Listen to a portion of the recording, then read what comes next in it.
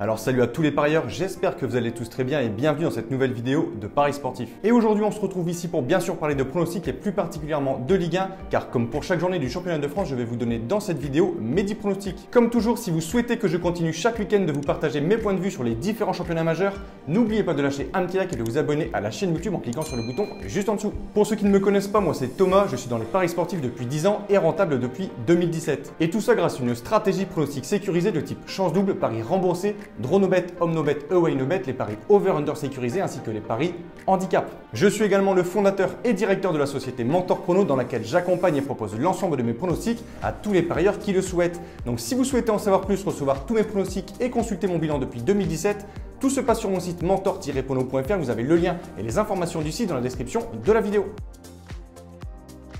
Comme d'habitude, on fait le bilan des derniers pronostics Ligue 1, les résultats ont été excellents. On valide les nuls entre Brest et Montpellier, entre Nantes et Angers, puis pour le match Lille-Paris. Ensuite, on valide la victoire de Monaco à Dijon 1-0, celle de Rennes à Lorient 3-0 et les avantages pour Marseille, Lyon, Saint-Etienne et Bordeaux. On a donc un ratio pour les paris sécurisés de 9 pronostics sur 10 gagnés ou remboursés. Je vais maintenant vous donner mes pronostics, le score que j'envisage et les pronostics sécurisés que vous pouvez placer sur les matchs. Comme je le précise chaque fois dans mes vidéos, ce sont uniquement des points de vue, ce ne sont pas des pronostics à jouer en score exact et ce ne sont pas forcément des pronostics que je joue personnellement. Je le redis, mes pronostics, ceux sur lesquels je place de l'argent, sont disponibles sur mon site. Bien évidemment, je vous conseille de parier en sécurisant vos pronostics et j'explique tout ça dans cette vidéo. Si les cotes double chance et draw no bet de l'équipe que je vois gagner sont inférieures à 1,50, il vous faudra donc placer un home no bet ou un away no bet pour faire gonfler la cote. Et si dans les trois cas, la cote reste faible, il ne faudra pas parier sur ce match.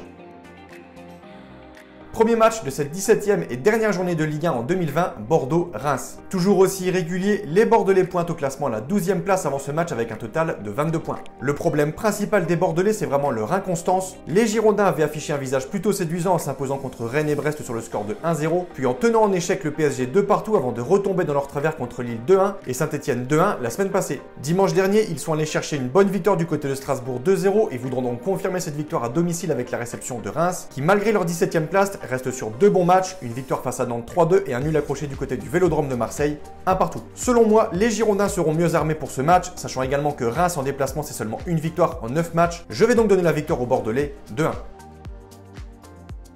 Second match de cette journée à 19h, les Lensois reçoivent Brest. Ce qu'on peut dire du retour des Lensois en Ligue 1 après plusieurs saisons passées en Ligue 2, c'est qu'il est plutôt bon car les 100 occupent une très belle 8e place à seulement 4 points du 4e Marseille et précisons-le avec un match de retard. Mais le problème des Lensois est un peu similaire à celui de Bordeaux juste avant, ils sont clairement irréguliers, capables de gagner à Rennes, à Monaco puis en même temps de perdre 2 fois de suite à domicile face à Montpellier et Angers. Ils alternent entre victoire et défaite et c'est selon moi le gros point faible des Lensois cette année. Battus ce week-end à Metz, les Lensois voudront donc forcément prendre les 3 points face à Brest et statistique intéressante du côté de Lens, ils n'ont pour l'instant cette saison jamais subi 2 défaites d'affilée. Pour ce match, je vois bien un match se solder par un score nul un partout et je vais mettre l'avantage pour la sécurisation du pronostic aux Lensois. Troisième match, Nice-Lorient. Clairement en crise depuis quelques semaines, les Niçois, malgré une victoire il y a une semaine face à Nîmes 2-0, ont totalement rechuté ce week-end face à une belle équipe de Lyon 4-1. Sur les 10 derniers matchs, toutes compétitions confondues, Nice reste sur une victoire, un nul et 8 défaites. Un bilan vraiment catastrophique s'ils veulent espérer finir dans la première partie de tableau en fin de saison. Nice a pourtant un très bon effectif, un très gros potentiel offensif, mais quand la confiance n'y est pas, rien ne va. Ils auront une bonne occasion avec la réception de Lorient de renouer avec la victoire à domicile, car les Merlus n'y sont pas du tout cette année, ils pointent à la 19e place du classement et se retrouvent au classement des équipes à l'extérieur, en dernière position avec seulement 4 points pris en déplacement. Mon point de vue pour ce match ira en faveur de Nice qui clairement malgré leur méforme actuelle reste meilleur que Lorient. Je pense que la logique sera respectée, je vais dire 2-0 pour Nice.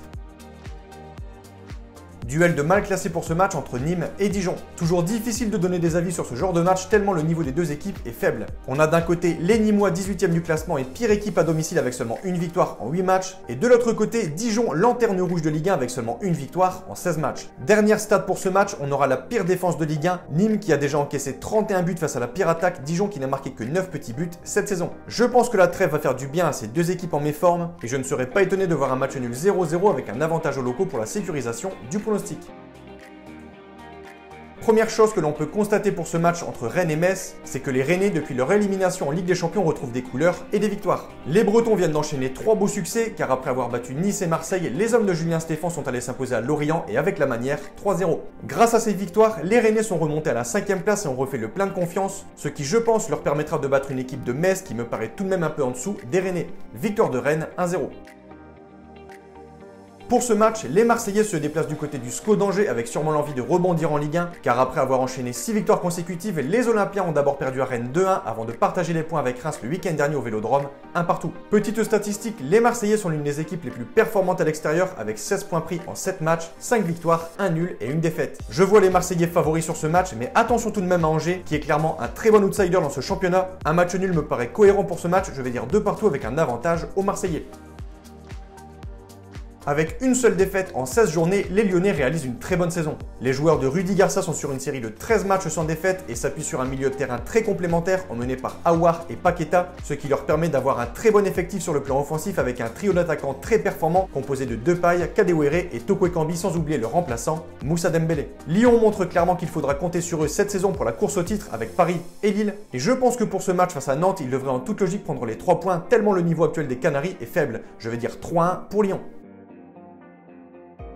Après une série de 3 défaites de suite en championnat, les Monégasques ont très bien réagi en s'imposant sur la pelouse de Dijon 1-0. Emmenés par leur duo offensif très efficace Voland-Ben Yedder, les Monégasques reçoivent une équipe de Saint-Etienne qui commence tout doucement à sortir la tête de l'eau et qui reste sur 5 matchs de suite sans défaite avec 4 nuls et une victoire. Rencontre qui s'annonce selon moi très serrée avec des Stéphanois qui voudront s'éloigner de la zone rouge et des Monégasques qui eux voudront se rapprocher des places européennes avant la trêve. Selon moi, avantage à Monaco, pas pour une victoire mais plutôt un match nul un partout avec un avantage pour la sécurisation. 9e match de cette 17e journée entre Montpellier et Lille. Après son match nul assez triste dimanche dernier face à Paris 0-0, les Lillois conservent tout de même leur place de leader et voudront forcément tout faire pour garder cette première place avant la trêve. Montpellier, malgré leur 6e place au classement général, reste tout de même assez faible à domicile avec lors de leurs 5 derniers matchs à la Mosson un bilan de 4 défaites pour une seule victoire. Lille a les moyens et l'effectif pour en profiter et je vais leur donner la victoire, sachant également qu'ils réussissent plutôt bien leur déplacement du côté de Montpellier, je vais dire 2-1. Dernier match à 21h pour clôturer cette journée, Paris Saint-Germain-Strasbourg. Malgré que cette année, le PSG ne soit pas la machine qu'ils étaient lors des saisons précédentes, il reste tout de même une grosse équipe et devrait en toute logique gagner ce match face à des Strasbourgeois, 16e, qui n'arrivent toujours pas à décoller au classement. Petite statistique concernant les confrontations directes entre les deux équipes, Paris est clairement une équipe bête noire pour Strasbourg. Depuis 1993 au Parc des Princes, les deux formations se sont affrontées à 18 reprises et jamais les Strasbourgeois n'ont battu le PSG. Mon point de vue, victoire logique des Parisiens, 3-0. Donc voilà pour mes pronostics, n'oubliez pas de lâcher un petit like et je vous conseille une dernière chose, si vous souhaitez gagner au paris sportif et être rentable sur le long terme, il faut parier sur les meilleurs bookmakers, ce qui vous permettra d'augmenter considérablement vos bénéfices. J'utilise personnellement le bookmaker Pinacle et dans cette vidéo, je vous explique étape par étape comment parier sur Pinacle. Vous avez le lien de cette vidéo dans la description. Pour conclure cette vidéo, je rappelle à toutes les personnes qui souhaitent recevoir tous mes pronostics que tout se passe sur mon site mentor-prono.fr, vous avez le lien et les informations du site dans la description de la vidéo. N'hésitez pas si vous avez des questions à me contacter via la rubrique contact de mon site. Et sur ce, je vous souhaite à toutes et à tous une très bonne journée. Je vous dis à bientôt. Ciao, ciao!